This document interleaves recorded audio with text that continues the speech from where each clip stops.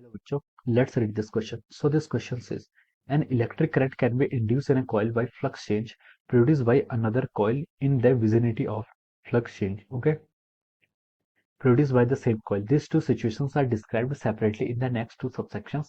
However, in both the cases, the flux through a coil is proportional to the current. Okay, flux current पे proportional है. Further, if the geometry of the coil doesn't vary with time, then d phi by dt is proportional to di by dt. For a closely wound coil of n turns, the same magnetic flux is linked with all the turns. Then the flux phi b through the coil changes. Each turn contribute to the induced EMF.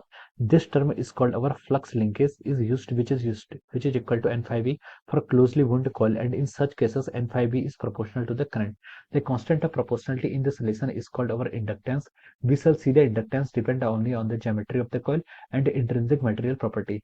This aspect is akin to the capacitance, for which a parallel plate capacitor depend on the plate area and plate separation and dielectric constant of the intervening medium. Okay, it has the dimensions of ml2 t minus 2 e to the power minus 2. Okay, these are the dimensions of our inductance. Okay, given either dimensions of the flux divided by the dimensions of current, the SI unit of inductance is Henry, which is denoted by capital H.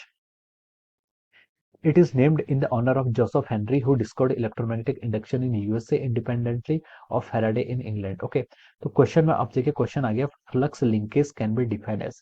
Flux linkage आप किसे कहते हैं? Okay, option A में क्या लिखा है? Flux linkage is a loop of the electrical current induce with in conductor by changing magnetic field in the conductor according to the Faraday law of induction. Okay, और option B में क्या given है? Flux linkage is the magnitude of the induced EMF in a circuit is equal to the rate of change of magnetic flux throughout the circuit. C में given है flux linkage is the polarity of the induced EMF in such that it tends to produce a current which opposes the change in the magnetic flux that produces it. Okay, D के corresponding given है flux linkage is the flux through a coil multiplied by the number of turns the flux passes through.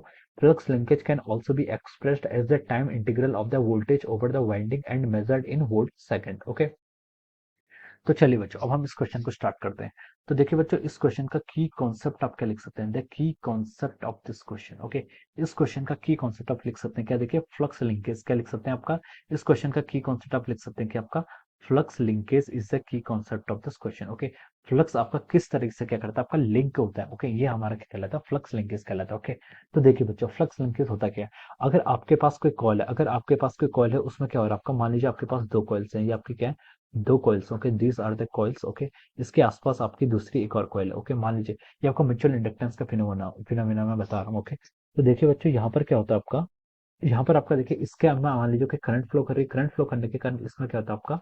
कुछ magnetic field lines आपकी इस तरीके से पास होती है. Okay, कुछ मैग्नेटिक फील्ड लाइंस आपकी इस तरीके से क्या होती है? पास होती है. ये मैग्नेटिक फील्ड लाइंस आपकी सेकंड कॉइल में भी पास होंगी. कुछ number of magnetic field lines, कुछ डेंसिटी मान लीजिए कम हो जाएगी, लेकिन कुछ लाइंस क्या होगी? इस पर भी पास करेगी. ओके, तो इसके कारण क्या होगा? इसमें आपका फ्लक्स इंड्यूस होगा, और जो फ्लक्स होगा वो किसके प्रोपोर्शनल होगा? आई.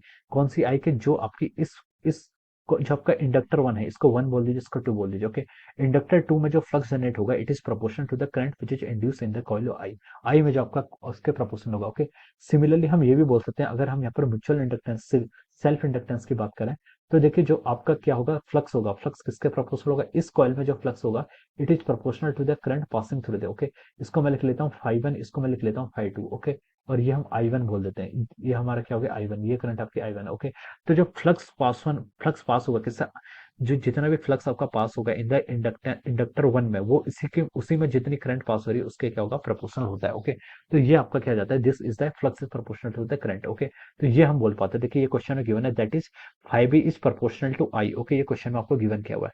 अब देखिए, जो आपका फ्लक्स चेंज होता है, फ्लक्स चेंज के कारण क्या होता है? आपका ईएमएफ इंड्यूस होता है. ईएमएफ फ्लक्स चेंज के कारण तो क्या, तो हम लिख सकते हैं ईएमएफ इंड्यूस किसके इक्वल होगा? आपका D phi by D T के इक्वल होगा.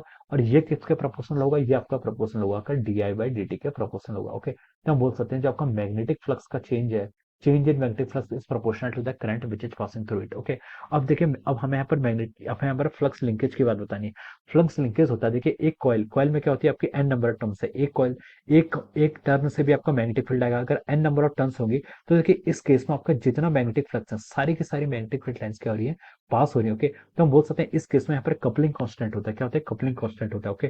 तो जितनी भी मैग्नेटिक फील्ड लाइंस पास हो रही है वो सारी की सारी आपकी पास हो रही है, ओके। तो हम यहाँ से बोल सकते हैं जो आपका फ्लक्स लिंकेज होता है, जो क्या था आपका फ्लक्स लिंकेज, वो किसके इक्वल होता है? It is equal to the number magnetic flux into the N. N क्या आपका नंबर ऑफ टर्न्स, ये क्या एन क्या हो जाएगा आपका number of turns, okay. Closely one twelve में अगर मान लीजिए आपके N is the number of turns है, तो आपका जो फ्लक्स लिंकेज होता है it is proportional to the number of turns, जितने आपके कॉइल में नंबर ऑफ टर्न्स है, और क्या आपका मैग्नेटिक फ्लक्स के क्या हो जाता है यहाँ पर से प्रोपोर्शनल हो जाता है।